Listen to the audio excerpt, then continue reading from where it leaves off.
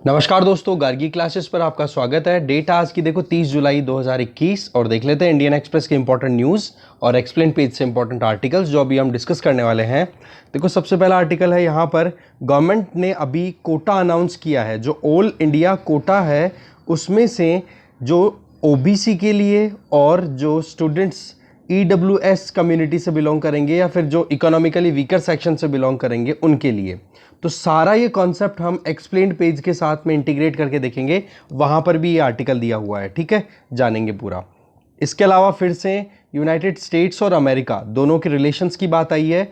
Antony Blinken के visit complete होने के बाद में एक चीज़ तो अच्छे से क्लियर होके आई है कि इंडिया और यूएसए दोनों अफगानिस्तान के मुद्दे पे जितना आज क्लोजेस्ट है ना, उतना पहले कभी नहीं रहे हैं, ठीक है। तो उस पॉइंट ऑफ व्यू से एक बार आर्टिकल को देखेंगे, ठीक है। फिर इसके अलावा यहाँ पर एक न्यूज़ यहाँ पर है कि इंफॉर्मेशन टेक्नोलॉजी पैनल की मीटिंग होनी थी पर ऑफिशियल्स ने मीटिंग अटेंड करने से मना कर दिया। तो इंफॉर्मेशन टेक्नोलॉजी के लिए जो स्टैंडिंग कमेटी है, पार्लियामेंट्री स्टैंडिंग कमेटी, उसके चेयरमैन है शशि थरूर जी, कांग्रेस लीडर। तो उन्होंने ये कहा कि बोले ये कंटेम्प्ट है और ब्रीच ऑफ प्रिविलेज है। ओके, तो इस चीज़ को लेकर के इन्होंने लेटर लिख दिया किसको? ओम बिरला, जो कि लोकसभा के स्पीकर है।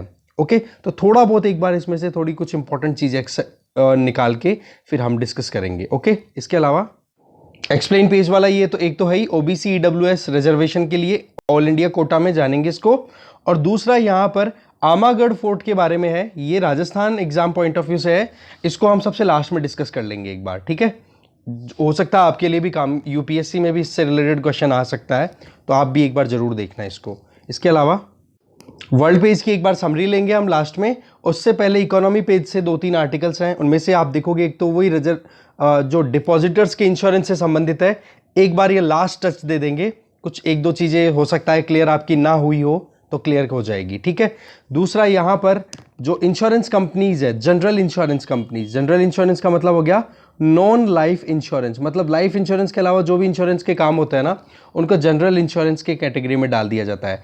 तो कैबिनेट के द्वारा ग्रीन लाइट दे दी गई है कि हाँ जी, प्राइवेटाइजेशन में हम थोड़ा अमेंडमेंट लेकर के आएंगे, ठीक है। तो पूरा मुद्दा देखेंगे। साथ में जो अभी जो ऑयल पीएसयूज है, पब्लिक सेक्टर अंडरटेकिंग्स, जो रिफाइनरी में इनमें पार्टिसिपेट करती है, तो वहाँ पर भी 100% एफडीआई के लिए अप्रूवल मिल चुका है। साथ में इधर देखेंगे कंपटीशन कमीशन ऑफ इंडिया के जो चेयरमैन हैं, उनके द्वारा ये कहा गया है कि डिजिटल मार्केट की अगर बात करें तो आज के टाइम पे ये डिजिटल प्लेटफॉर्म्स ये सेंटर बन चुकी हैं बिल्कुल हर एक एक्टिविटी की, और इनकी जो डोमिनेंस है वो अनचेक्ड है। देखेंगे क्या कहना चाह रहे हैं इस आर्टिकल के थ्रू। और तो फिर इसके अलावा इंडिया की इकोनॉमी वी शेप्ड बताई जा रही है चीफ इकोनॉमिक एडवाइजर के द्वारा, थोड़ा सा देख लेंगे। इसके अलावा एक कोऑपरेटिव बैंक, कौन सा? मडगांव, ये है, ये पड़ता है गोवा में। ओके, तो आप देखोगे वहाँ पर लिक्विडेशन होने के पूरे स्कोप दिख रहे हैं, और उससे क्या हो जाएगा, वही जो डिपॉजिटर्स को डर रहता है कि हमारा पैसा मिलेगा कि नहीं, तो इस बैंक के डिपॉजिटर्स में लगभग 99% डिपॉजिटर्स को पैसा रिटर्न हो रहा है। चलो अच्छी बात है ये। तो वो इंश्योरेंस वाला जो कॉन्सेप्ट है उसी के साथ इंटीग्रेट करके देख लेंगे इसको। ओके, इसके अलावा देखो बचा हुआ जो पोर्शन है हमारा न्यूज़पेपर का, उसको एक बार नजर डाल लेंगे, ठीक है। चलिए डिटेल में देखते हैं। फर्स्ट न्यूज है, गवर्नमेंट ऑफ इंडिया ने अभी अनाउंस किया है कोटा के लिए, किसके लिए? जो ऑल इंडिया कोटा है, उन सीट्स में से चाहे वो मेडिकल हो या डेंटल कॉलेजेस में एडमिशन को लेकर के हो, तो वहां पर ओबीसी और जो ईडब्ल्यूएस रिजर्वेशन के अंडर में आने वाले स्टूडेंट्स को उनको फैसिलिटेट किया गया है। तो देखो मुद्दा क्या है कि सेंट्रल गवर्नमेंट ने 27% रिजर्वेशन ओबीसी के लिए, 10% रिजर्वेशन इकोनॉमिकली वीकर सेक्शन के लिए दिया है। किसमें से? ऑल इंडिया कोटा के लिए। अब आपको मैं इसमें सिंपल सा बताता हूं। अच्छा, ये जो कोर्सेज हैं ये 2 तरीके के कोर्सेज में दिया जा रहा है। एक तो अंडर ग्रेजुएशन, जो कि ग्रेजुएशन वाले कोर्स को हम नॉर्मली बोलते हैं, एक पोस्ट ग्रेजुएशन। इन दोनों कोर्सेज में दिया जा रहा है। और कोर्सेज कौन से होंगे? मेडिकल और डेंटल कोर्सेज, मतलब मेडिकल साइंसेज, जिनमें MBBS, MD, MS, diploma, BDS and MDS, ये कुछ ऐसे कोर्सेज हैं जिनके अंदर ये रिजर्वेशन के प्रोविजन किए गए हैं।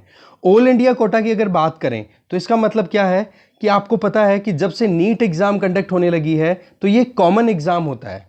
अब इस कॉमन एग्जाम में जितने भी स्टेट्स में अलग अलग इंस्टीट्यूशंस हैं, जितने भी मेडिकल कोर्सेज कराने वाले जो स्टेट की मतलब सरकारी कॉलेजेस हैं, वो सारी की सारी नीट के बेसिस पे ही आप देखते हो स्कोर जिसके अच्छा आता है उसको सीट अलोकेट करता है।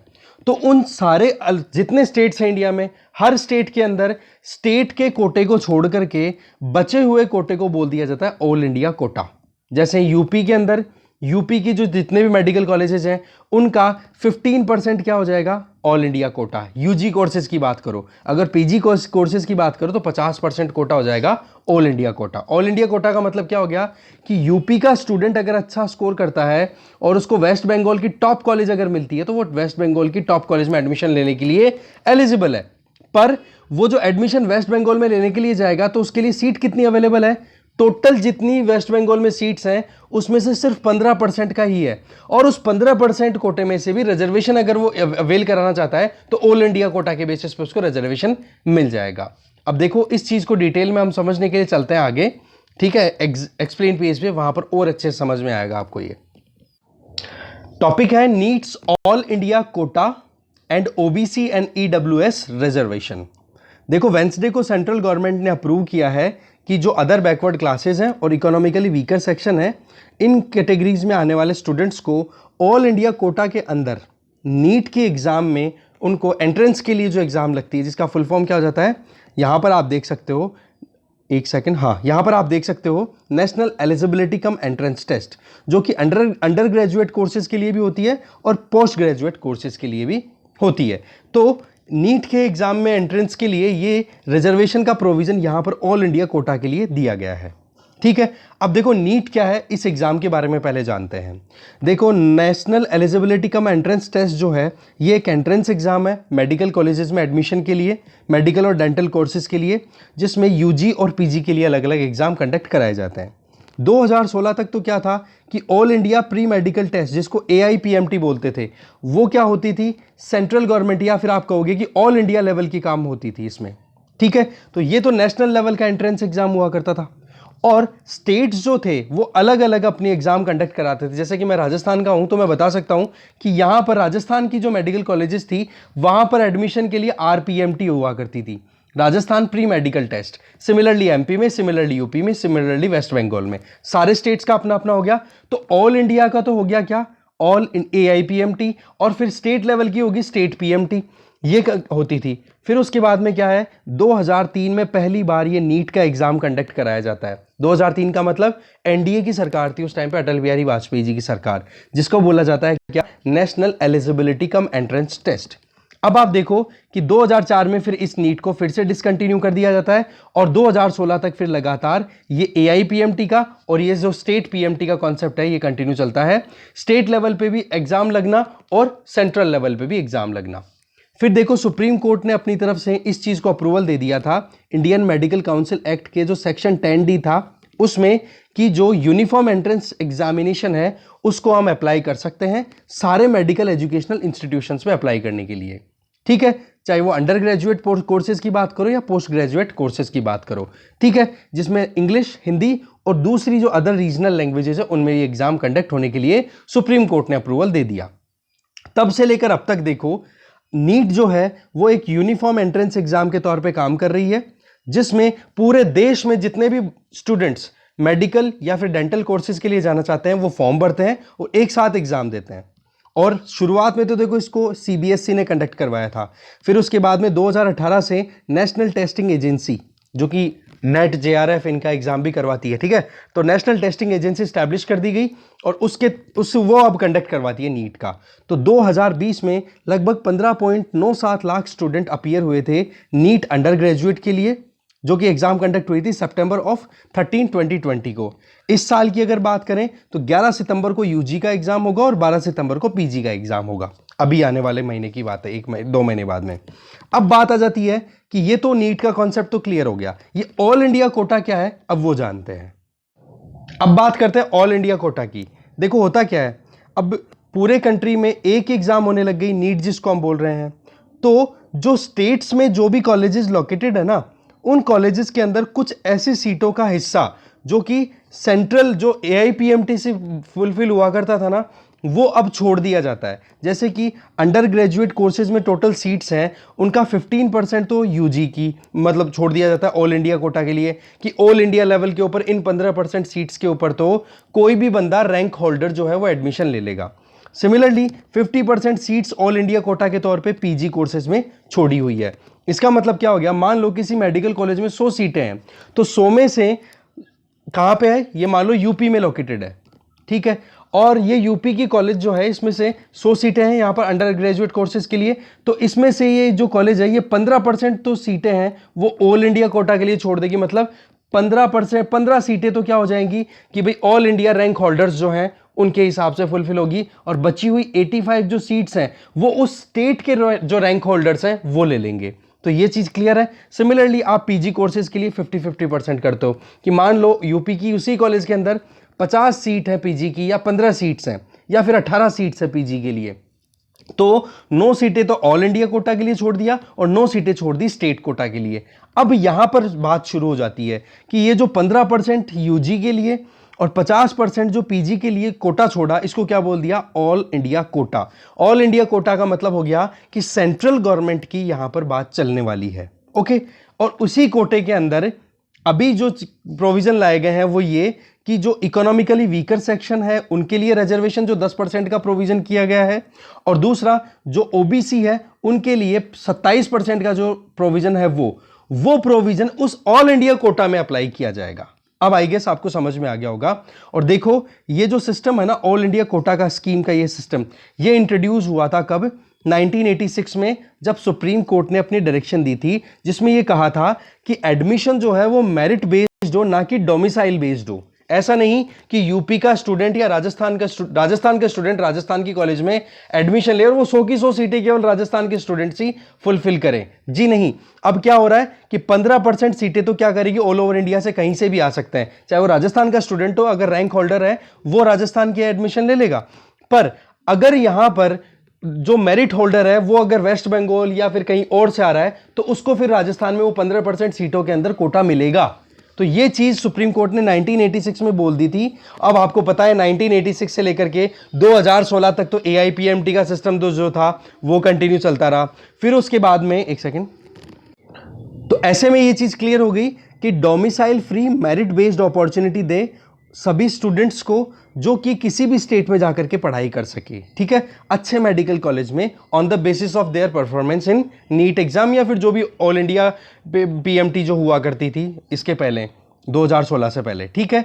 इसका एग्जाम्पल आप समझ लो कि उत्तर प्रदेश का स्टूडेंट, ठीक है, डोमिसाइल कहाँ का है, उत्तर प्रदेश, ठीक है, और वो एलिजिबल हो सकता है स्टेट गवर्नमेंट की मेडिकल कॉलेज में जाकर के, कहाँ पे, वेस्ट बंगाल में, अगर उसने अच्छा स्कोर किया है तो। और मान लो कि उसकी ऑल इंडिया रैंक इतनी अच्छी नहीं है कि वो अपनी इच्छा की किसी दूसरे स्टेट में जाकर के किसी भी इंस्टीट्यूशन में एडमिशन ले सके, तो ऐसे में उसके पास में एक मौका ये भी तो रहता है ना कि ऑल इंडिया कोटा अगर उसका एक्सप्लॉइट नहीं कर पा रहा है, वो यूज नहीं कर पा रहा है, तो स्टेट कोटा में अगर रैंक आ रही है तो स्टेट कोटा में एडमिशन हो जाएगा।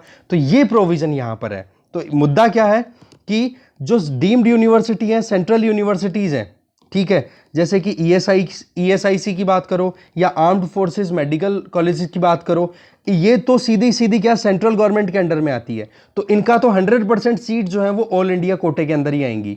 बाकी इनके अलावा जो स्टेट गवर्नमेंट की जो कॉलेजेस होती है ना स्टेट्स में, उनके अंदर आपको पता ही है यूजी के लिए 15% ऑल इंडिया कोटा है और पीजी के लिए 50% ऑल इंडिया कोटा है। अब रिजर्वेशन पॉलिसी की बात करें, देखो 2007 तक तो ऐसा था कि ऑल इंडिया कोटा जो था, ठीक है, वो इंप्लीमेंट हो रहा था, उसमें कोई प्रॉब्लम नहीं थी और एकदम आराम से इजी चल रहा था सारा। फिर जनवरी 31, 2007 को Abhaynath versus university of Delhi का केस आता है और उसमें सुप्रीम कोर्ट ने ये कहा कि भाई रिजर्वेशन भी देने की जरूरत है आपको, ठीक है। यहां पर रिजर्वेशन नहीं चल रहा था 2007 तक ऑल इंडिया कोटे में, ये ध्यान रखें। रिजर्वेशन कोटा कब शुरू होता है, 2007 में, जब सुप्रीम कोर्ट ने Abhaynath versus university of Delhi के केस में ये कहा कि आप शेड्यूल्ड कास्ट के लिए 15% रिजर्वेशन दो ऑल इंडिया कोटे में और शेड्यूल्ड ट्राइब के लिए 7.5% रिजर्वेशन दो। तो ऐसे में ऑल इंडिया कोटे में रिजर्वेशन की शुरुआत हो गई। उसी साल सेंट्रल गवर्नमेंट, यूपीए की गवर्नमेंट थी उस टाइम पे, उन्होंने भी सेंट्रल एजुकेशन इंस्टीट्यूशन रिजर्वेशन इन एडमिशन एक्ट 2007 पारित करवा दिया और उसमें 27% रिजर्वेशन प्रोवाइड दे दिया, किसको, ओबीसी स्टूडेंट्स के लिए ऑल इंडिया कोटे में। ठीक है। अब आपको पता ही है कि जब से 103वां अमेंडमेंट एक्ट आया है 2019 का, जिसमें इकोनॉमिकली वीकर सेक्शन का जो कोटा है उसका भी प्रोविजन किया गया है, अब वो भी अलाउ कर दिया है। तो ये जो एप्लीकेबिलिटी होगी ना 27% ओबीसी के लिए और 10% इकोनॉमिकली वीकर सेक्शन के लिए ऑल इंडिया कोटे के अंदर मेडिकल या डेंटल कॉलेजेस में एडमिशन को लेकर के, वो 2021-22 के सेशन से चालू हो जाएगा। ठीक है। तो ऐसे में लगभग 1500 ओबीसी स्टूडेंट्स को फायदा होगा एमबीबीएस में, 2500 ओबीसी स्टूडेंट्स को फायदा होगा पोस्ट ग्रेजुएट कोर्सेज के अंदर। सिमिलरली लगभग 550 ईडब्ल्यूएस स्टूडेंट्स को फायदा होगा और 1000 ईडब्ल्यूएस स्टूडेंट्स को फायदा होगा, ये 550 तो यूजी में और 1000 के लगभग पीजी के अंदर। तो ये है पूरा का पूरा मुद्दा। ठीक है, ये है सारी चीज। ऑल इंडिया कोटे की बात करी ली, स्टेट गवर्नमेंट का हो ही गया। और ये जो मुद्दा था इसको all India federation of other backward classes employee welfare states के द्वारा ये प्रोविजन किए गए थे कि भाई ओबीसी के लिए भी आप रिजर्वेशन की प्रोविजन करो ऑल इंडिया कोटे के अंदर प्रॉपर। तो वही चीज हो गई। तमिलनाडु के अंदर क्या था, देखो नीट को तो पहले एक्सेप्ट नहीं किया था, फिर नीट को एक्सेप्ट करने के बाद में ये बात आ गई थी कि जो ओबीसी और ईडब्ल्यूएस रिजर्वेशन है इसको कंटिन्यू करना है कि नहीं। तो बात पहुंच जाती है मद्रास हाई कोर्ट में, और मद्रास हाई कोर्ट ने सीधा कह दिया कि ऑल इंडिया जो कोटा है उसमें ओबीसी और ईडब्ल्यूएस के लिए रिजर्वेशन आप 2021-22 से कंटिन्यू करोगे। और वो चीज़ अब आप इंप्लीमेंट हो ही रही है। सेंट्रल गवर्नमेंट ने अपनी तरफ से इस चीज़ को ग्रीन जो झंडा है, हरी बत्ती है, वो दे ही दी है। ठीक है, तो ये सारी चीजें हैं, इसको आप समझ चुके होंगे। आगे चलते हैं अब। फिर देखो यूएस और इंडिया के बीच के जो क्लोजर टाइज देखने को मिले अफगानिस्तान को लेकर के, वो पहले कभी नहीं देखने को मिले थे। ठीक है, और डेमोक्रेसी और ह्यूमन राइट्स के मामले में आपको पता है बहुत ज़्यादा टांग खिंचाई हुई है। पर हमारी तरफ से क्या बात बोली गई कि ह्यूमन राइट्स का नाम लेकर के या सिविल लिबर्टीज़ का नाम लेकर के जो भी आप कहने की कोशिश कर रहे हो, उसके लिए इंडियन सोर्सेज ने क्या स्टेटमेंट दिया, इंडिया की तरफ से क्या मैसेज गया है, don't come into my polity and जज मी। आप अपनी खुद की गिरबान झांक करके देख लो, क्योंकि यूएसए में भी रेशियल इश्यूज को लेकर के बहुत ज़्यादा मुद्दे उठते रहते हैं, और हमारे यहाँ पर कश्मीर मुद्दे को लेकर के यहाँ पर ज़्यादा प्रेशर देखा जाता है। इसके अलावा कश्मीर मुद्दे को तब से ज़्यादा हाईलाइट होकर, मतलब एक तरीके से जो अभी ह्यूमन राइट्स का जो मुद्दा चल रहा है, वो देखो आर्टिकल 370 को जब से एब्रोगेट किया गया है, वैसे तो इनइफेक्टिव बनाया गया है इसको, तो तब से लेकर अब आ रहा है।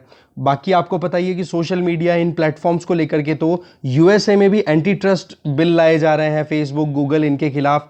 और साथ में जो बाइडन ने भी अपनी तरफ से स्टेटमेंट दिए थे कि जो मिस इन्फॉर्मेशन है कोविड से रिलेटेड वो बहुत ज़्यादा फैलाई जा रही है इन सोशल मीडिया प्लेटफॉर्म्स में, तो बोलो वो चीज़ बहुत ही ज़्यादा गलत है, ये एक तरीके से किसी को मारने के बराबर है। तो बोलो वही तो चीज़ इंडिया भी कर रहा है ना, कुछ गलत थोड़े ना इस चीज़ में। क्योंकि बिग जाइंट कंपनीज, ये जो टेक्निकल जाइंट कंपनीज है ये ज़्यादातर यूएसए बेस्ड हैं, तो वो थोड़ा सा उनका प्रोटेक्शन पॉइंट ऑफ व्यू से उनके ऊपर भी दबाव रहता है।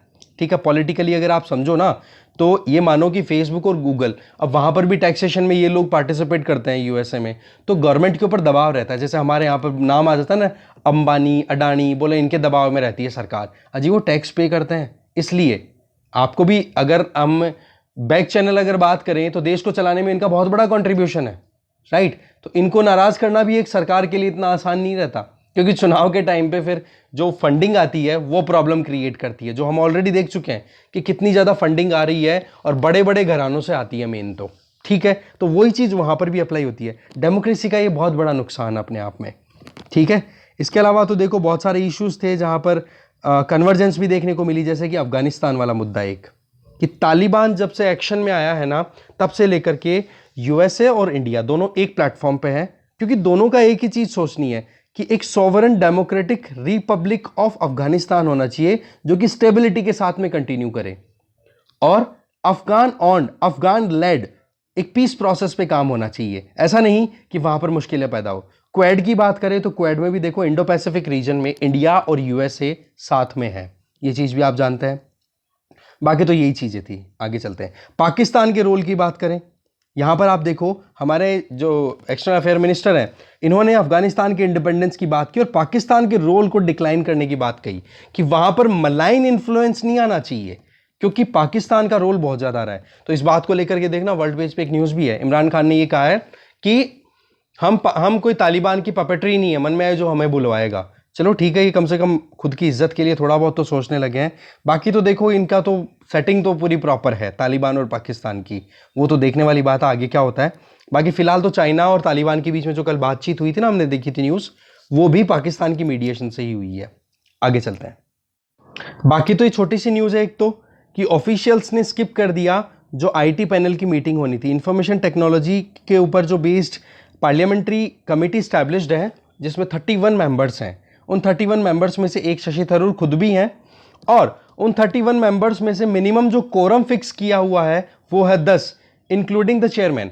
अगर 10 जने बैठेंगे तो ही मीटिंग होगी। तो होता क्या है कि जो अभी रूलिंग पार्टी है, कौन है, बीजेपी, तो बीजेपी के कुछ लीडर्स और साथ में जो ऑफिशियल्स हैं, ministry of electronics and information technology में काम करने वाले जो ऑफिशियल्स हैं, ठीक है, आईएएस ऑफिसर या फिर जो भी टेक्निकल एक्सपर्ट्स हैं, वो लोग अटेंड करने से मना कर गए। बोले कि हम मीटिंग अटेंड नहीं करेंगे। मुद्दा क्या था कि अभी आज कल डिबेट होना था पेगासस के ऊपर, जो अभी स्पाईवेयर का अटैक है। तो उन्होंने जैसे डिनाई किया ना, तो कोरम 10 की चाहिए थी ना, रह गए सिर्फ 9। तो ऐसे में मीटिंग नहीं हो पाई। तो इस बात को लेकर के शशि थरूर जो कि चेयरमैन है इस पार्लियामेंट्री स्टैंडिंग कमेटी के, तो उन्होंने ये बोला ये कंटेम्प्ट है और ये ब्रीच ऑफ प्रिविलेज है। जो भी विशेष अधिकार दिए हुए हैं एमपीज को या फिर जो भी इंडिविजुअल्स यहाँ पर इन्वॉल्व हैं उनको, तो बोलो उनका वो हनन किया जा रहा है। बहुत ही ज़्यादा अनप्रेसिडेंटेड है, ये ब्रीच है पार्लियामेंट्री प्रिविलेजेस की। पार्लियामेंट्री प्रिविलेजेस कहाँ किस में दी हुई है? आर्टिकल 105 में। आप मुझे कमेंट बॉक्स में बताना कि 105 है, 102 है, कंफ्यूजन दे रहा हूं मैं आपको, राइट। आर्टिकल 105 और 102 दोनों में बताओगे आप कि कौन सा है जो पार्लियामेंट्री जो मेंबर्स हैं उनको प्रिविलेज दी जाती है। तो मुद्दा आपको समझ में आ गया होगा। अब इसी के साथ में पार्लियामेंट्री स्टैंडिंग कमिटीज के बारे में एक बार पढ़ लेना एम लक्ष्मीकांत से। ओके, आगे चलते हैं। फिर रिपीट हो रहा हमारा ये टॉपिक, यही कि जो डिपॉजिट इंश्योरेंस में जो चेंजेस लाए गए हैं, लॉज को चेंज लाए गए हैं, इससे क्या है, अकाउंट होल्डर्स को कुछ गेन होगा। 5 लाख तक का देने की बात की गई है। देखो, अगर पिछली कुछ मुश्किलों की बात करें, जो भी बैंकों में डिपॉजिट करने वाले पैसे थे या जो भी लोग डिपॉजिटर्स हैं जिन्होंने पैसा अपना लगाया, जैसे कि Punjab Maharashtra cooperative bank, similarly yes bank का मुद्दा, सिमिलरली लक्ष्मी विलास बैंक, ये बर्बाद हुए, बहुत तरीके से स्पॉटलाइट में आए हैं। हुआ क्या कि इनके यहाँ पर जो पैसा डिपॉजिट था, उन डिपॉजिटर्स को वो पैसा निकालने में बहुत मुश्किलों का सामना करना पड़ा। तो इस चीज़ को ध्यान में रखते हुए कैबिनेट ने, गवर्नमेंट ने पहले इस चीज़ का अप्रूवल दे दिया कि जी जो बंदा पैसा लगा रहा है ना, डिपॉजिट कर रहा है, वो 5 लाख रुपए तक तो एक बार पैसा निकाल सके। क्योंकि पहले क्या था, सिर्फ 1 लाख रुपए तक ही निकाल सकते थे। अब आपने 50 लाख रुपए में डिपॉजिट कर रखे हैं ना, तो उस बैंक में से केवल, अगर वो बैंक एक बार फेल हो गया तो उसमें आप 50 लाख लगा दिए होंगे, कोई फर्क नहीं है, आप 1 लाख रुपए ही निकाल सकते थे। पर क्या प्रोविजन कर दिया था पिछले साल? 5 लाख तक निकालने का, तो थोड़ा सा रिलैक्सेशन तो वो दे दिया था। दूसरा, इन 5 लाख को निकालने में भी 8-8, 9-9 साल लग रहे थे, तो उसको भी अब रिड्यूस करके बोल दिया, बोला 90 दिन के अंदर अंदर एक्सेस करवाने की गारंटी है।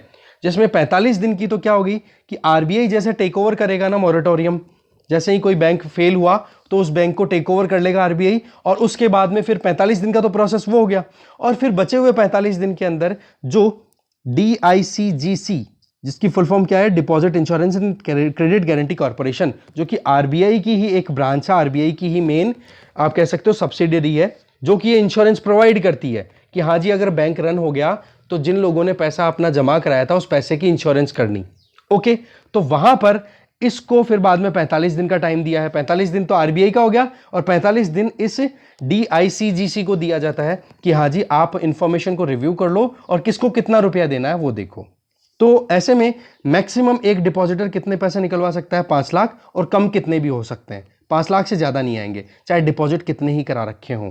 ठीक है, अब देखो आप यहां पर, ये बड़ी इंपॉर्टेंट लाइन है, इसको आप लिख ही लेना कि कौन कौन से बैंक्स यहां पर इंक्लूडेड हैं या कौन कौन से डिपॉजिटर्स यहां पर इंक्लूडेड होंगे इस पर्टिकुलर स्कीम में, DICGC वाली में। देखो कौन कौन से हैं।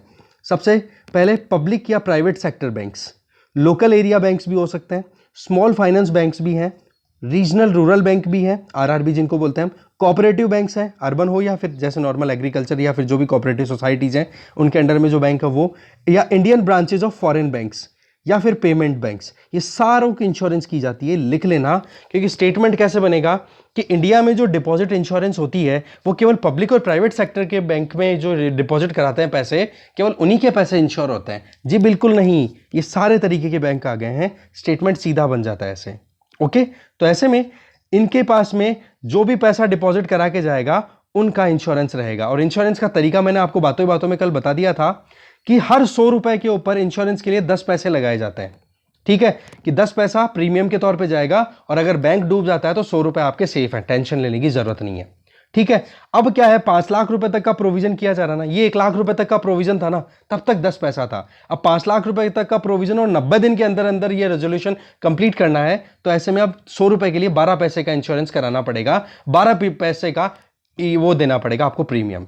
पहले 8 से 10 साल लगते थे, अब 90 दिन में किया जा रहा है, तो ये कितनी अच्छी बात है, यही बात है मेन। ठीक है, आगे चलते हैं। फिर देखो इकोनॉमी पेज पे ही है, जनरल इंश्योरेंस बिजनेस की अगर बात करें तो उसमें नेशनलाइजेशन के लिए एक्ट जो आया था, उस एक्ट में कुछ चेंजेस लाए जाने की बात की जा रही है। जनरल इंश्योरेंस का मतलब हो गया non life insurance, life insurance को छोड़ करके जितने भी इंश्योरेंसेज होते हैं वो जनरल इंश्योरेंस में कंसिडर होते हैं। ठीक है, तो ऐसे में प्राइवेटाइजेशन को प्रमोट करने के लिए अमेंडमेंट लाया जा रहा है जनरल इंश्योरेंस कंपनीज में, और कैबिनेट ने इसको ग्रीन सिग्नल दे भी दिया है। ठीक है, तो पहले तो ये देखते हैं, यूनियन कैबिनेट ने अपनी तरफ से अमेंडमेंट को अप्रूवल दे दिया है कि हाँ जी, इंश्योरेंस लॉ जो ऑलरेडी अवेलेबल है नेशनलाइजेशन के लिए, उसको हम चेंज करेंगे। देखो, नेशनलाइजेशन इंश्योरेंस कंपनीज का कब हुआ था, जब इंदिरा गांधी की सरकार थी और हम यूएसएसआर के साथ में बड़े क्लोज में थे।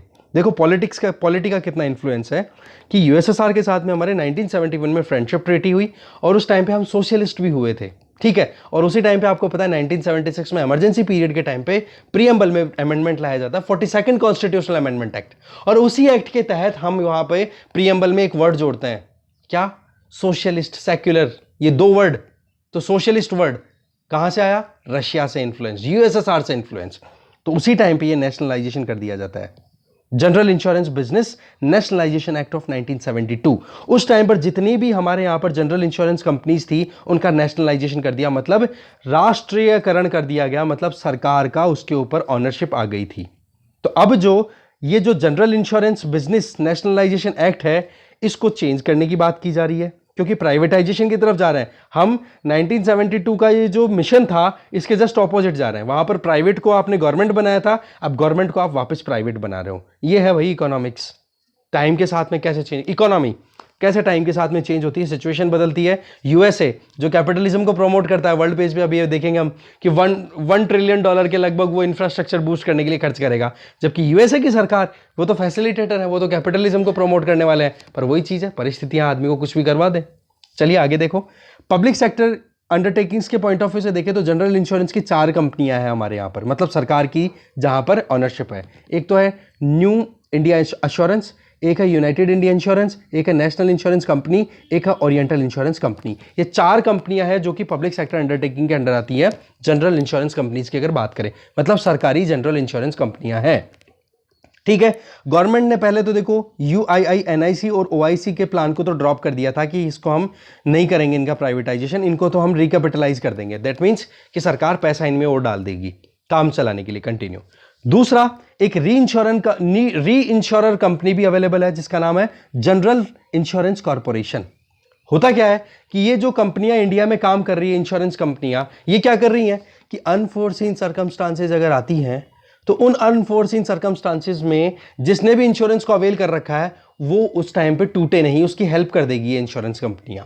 उसके लिए वो क्या करता है, हर महीने या साल के बेसिस पे प्रीमियम जमा कराता रहता है। तो उन कंपनियों की सिक्योरिटी भी तो इंश्योर करनी पड़ेगी, तो वो भी तो बर्बाद हो सकती है ना। तो उनकी सिक्योरिटी के लिए जनरल इंश्योरेंस का री इंश्योरर है हमारे यहां पर GICRE, जनरल इंश्योरेंस कॉर्पोरेशन, जो कि इंश्योरेंस कंपनीज का इंश्योरेंस करती है। ठीक है, तो ऐसे करके ये सारा सेगमेंट हो गया पब्लिक सेक्टर का। अब फाइनेंस मिनिस्ट्री देखो नीति आयोग और एक्सपर्ट के साथ में ये कंसल्टेशन में चल रहा है कि कैसे भी हम करके आगे प्राइवेटाइजेशन को कैसे बूस्ट कर सकते हैं। तो गवर्नमेंट ऑफ इंडिया ने देखो प्लान पूरा तैयार कर रखा है, जिसमें लगभग 55 ऐसी इंश्योरेंस कंपनियां हैं जिसमें गवर्नमेंट ऑफ इंडिया के स्टेक्स हैं, जिसमें से 52 इंश्योरर ऐसी हैं जो कि जनरल इंश्योरेंस के काम करती हैं इन 55 में से। ठीक है, और उन्हीं में से सरकार जो है वो अपना स्टेक्स डाउन करना चाह रही है, प्राइवेटाइजेशन की तरफ बढ़ना चाह रही है। इससे क्या हो कि बोला हमारी इकोनॉमी को ओपन कर सके और प्राइवेट सेक्टर के लिए हम और पार्टिसिपेशन को एनकरेज कर पाए। इसके लिए देखो फॉरेन डायरेक्ट इन्वेस्टमेंट भी इंश्योरेंस सेक्टर में कितना किया हुआ है, 74%। ठीक है, इसके लिए आप देखो आगे कैबिनेट ने वेंसडे को डिसीजन दे ही दिया इंश्योरेंस कंपनीज में से पैसा निकालने के लिए, ये मैंने बता ही दिया आपको। अब देखो मार्केट शेयर की अगर बात करें 2009-10 में जनरल इंश्योरेंस में अगर देखें तो गवर्नमेंट का रोल कितना था, 57.14%, और उसी टाइम पे प्राइवेट कंपनीज का रोल कितना था, 42.86%। अब 10 साल बाद में 2019-20 में इमेज बिल्कुल डिफरेंट। पब्लिक सेक्टर की जो जनरल इंश्योरेंस कंपनीज है उनका रोल तो हो गया 38.78%, और प्राइवेट सेक्टर का जो है वो बढ़ गया, कितना हो गया, 61.22%। मतलब प्राइवेटाइजेशन की तरफ हम 2009 से लगातार बढ़ते चले जा रहे हैं। ठीक है, तो ये चीज हो गई। इसके अलावा आप देखोगे बाकी बस यही चीजें हैं, और तो बाकी इतना इंपॉर्टेंट नहीं है, राइट, इतना ही है। आगे चलते हैं। नेक्स्ट है, कंपटीशन कमीशन ऑफ इंडिया के चेयरमैन ने ये कहा है कि डिजिटल मार्केट को अगर देखें ना तो धीरे धीरे ये सेंटर फॉर अनचेक डोमिनेंस हो गई है, कि लगातार इन्होंने इतनी ज्यादा पकड़ बना ली है मार्केट में कि कोई इनको चेक ही नहीं कर रहा, इनकी जो मतलब प्रैक्टिस है जो उनको सवाल में ही कोई नहीं ला रहा।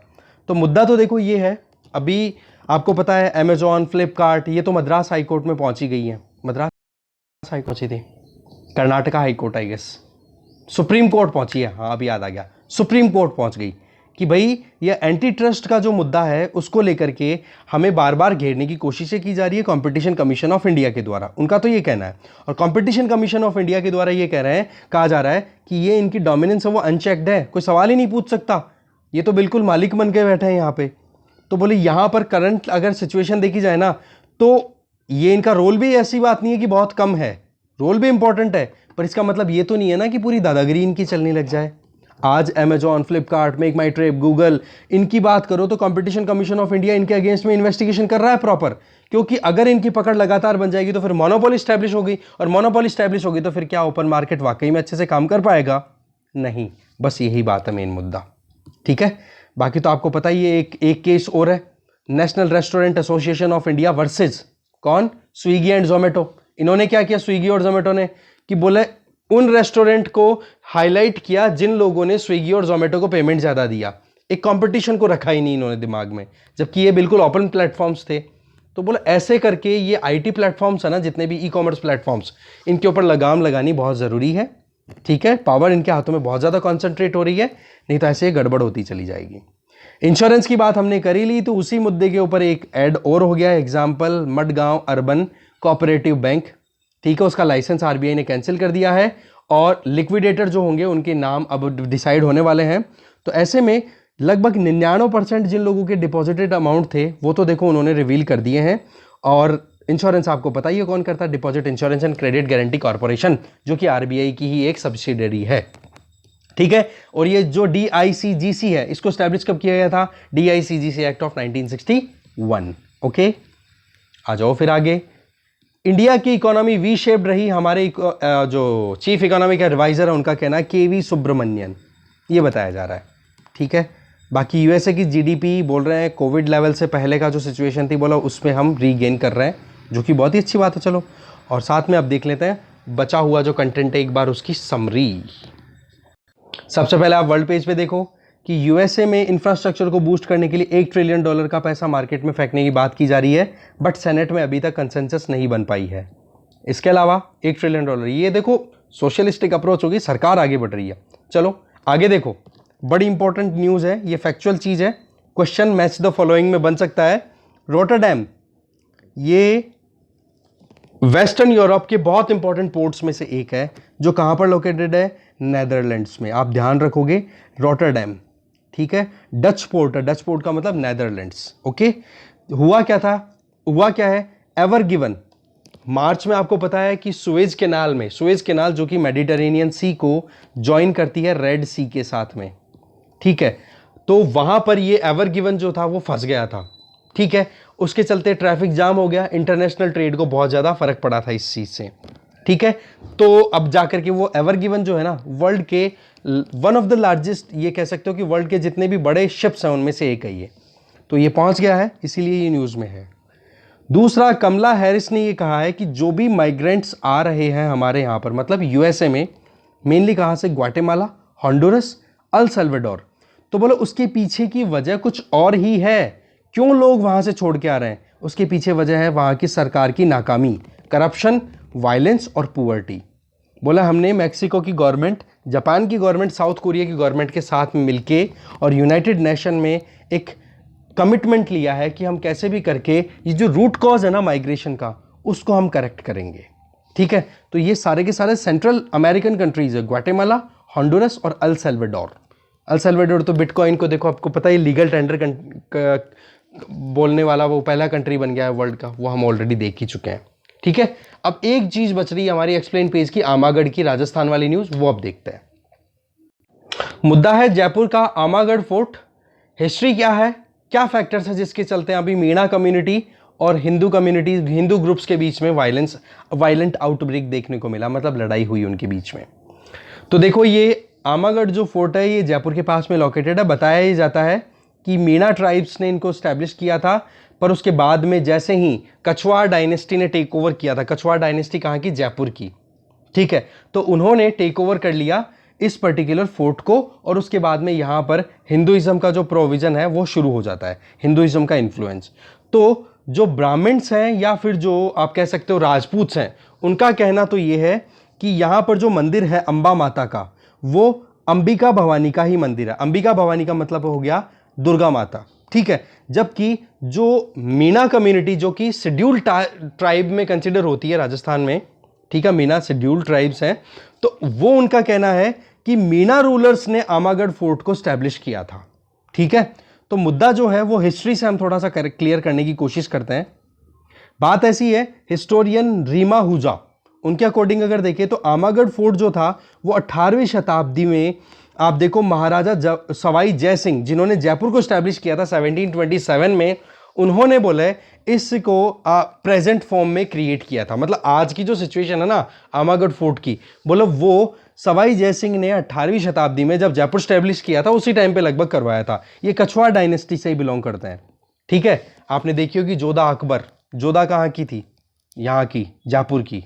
ठीक है, तो वो कछवाड़ डायनेस्टी से बिलोंग करती थी, राइट।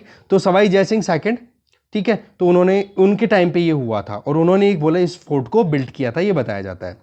अब बात आ जाती है कछवाड़ डायनेस्टी से पहले यहाँ पर कौन था, तो ये बताया जाता है मीनाज ने यहाँ पे रूल किया था, पॉलिटिकल कंट्रोल इनका था, और उन्होंने ये सारी डिटेल यहाँ पे क्रिएट की थी। और यहाँ पर जो माता अंबा माता का मंदिर है वो बोले मीनाओं की एक तरीके से आप देख सकते हो बहुत इंपॉर्टेंट देवी है, कुल देवी है, बोलो उसके हिसाब से उनकी पूजा होती है। डॉक्टर हीरा मीना ये फॉर्मर असिस्टेंट प्रोफेसर रह चुकी हैं, कहाँ पे, दिल्ली यूनिवर्सिटी में। तो इनका ये कहना है tribal culture point of view से अगर देखें तो मीणा सरदार नगला गोत्रा के जो मीणा सरदार थे, जिनको आज बोला जाता है बड़गोती मीणा, ठीक है, उन्होंने इस फोर्ट को डेवलप करवाया था 1100 एडी के लगभग। जब इन्होंने कछवाड़ डायनेस्टी वालों ने जब तक टेक ओवर नहीं किया था इस पर्टिकुलर रीजन का, तब तक यहां पर अंबा माता की पूजा मीणा लोग ही करते आए हैं।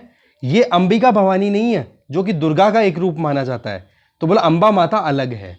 तो ऐसे में क्या है कि दुर्गा माता का रूप नाम लेकर के हिंदू ग्रुप्स क्या कर रहे हैं, वहां पर सैफ्रॉन कलर वहां पे चढ़ाने की कोशिश कर रहे हैं। बोले ये चीज, इसी चीज को लेकर के क्या हो गया, वहां पर कॉन्फ्लिक्ट हो गया, क्योंकि वहां पर राजस्थान से जो इंडिपेंडेंट एमएलए है रामकेश मीणा, उन्होंने फिर बाद में बताया कि हम कैसे क्या करना चाह रहे हैं। मुद्दा ये है कि यहाँ पर जो मेन ये फोर्ट है ना, बोले ये हमारा है, मतलब मीणा कम्युनिटी का बिलोंग करता है। यहाँ पर सैफ्रॉन कलर अंबा माता के ऊपर अगर आप चढ़ाने की कोशिश करो तो वो बोले गलत हो जाएगा, आप ट्राइबल कल्चर को सप्रेस करने की कोशिश कर रहे हो। तो ये मुद्दा है, बाकी तो पॉलिटिक्स है यहाँ पे। ठीक है, आगे चलते हैं। पॉलिटिक्स में इतना सही है, देखो 25 असेंबली सीट्स हैं जहाँ पर शेड्यूल्ड ट्राइब मीणाओं का बहुत ज़्यादा दबदबा रहता है। 200 सीटें हैं राजस्थान में इलेक्शन के लिए अगर बात करें असेंबली में। तो ऐसे में बोला थोड़ा सा मुद्दा थोड़ा गर्म हो रहा है। तो आमागढ़ फोर्ट थोड़ा सा हमने जाना जयपुर के आसपास में। तो डिस्कशन में इतना ही था, और स्पोर्ट्स पेज की थोड़ी नज़र डाल लेते हैं एक बार। चलो स्पोर्ट्स पेज पे अभी भी इंडिया एक सिल्वर मेडल के साथ में 48th रैंक पे चल रहा है। वैसे इंडिया जो है अभी अब देखोगे क्वार्टर फाइनल्स में एंटर हो गया है मेंस हॉकी में, चलो अच्छी बात है। पीवी सिंधु ये सेमीफाइनल में, अभी यहाँ पे तो दिया हुआ है कि मतलब सेमीफाइनल में एंटर हो चुकी हैं पीवी सिंधु, अभी अपडेट आया था लेटेस्ट। ठीक है, तो ये बैडमिंटन से रिलेटेड है। और तो इसके अलावा मैरी कॉम आउट हो चुकी है। वैसे तो इनको यूँ लगा था कि मैं जीत गई, जिस तरीके से ये जो अपोजिशन पार्टी वाले जो हाथ उठा रहे हैं, तो यूँ लगा कि हाँ जीत गई, पर फाइनल स्प्लिट जो आया उसमें मैरी कॉम 3-2 से हार गई, बॉक्सिंग स्टार।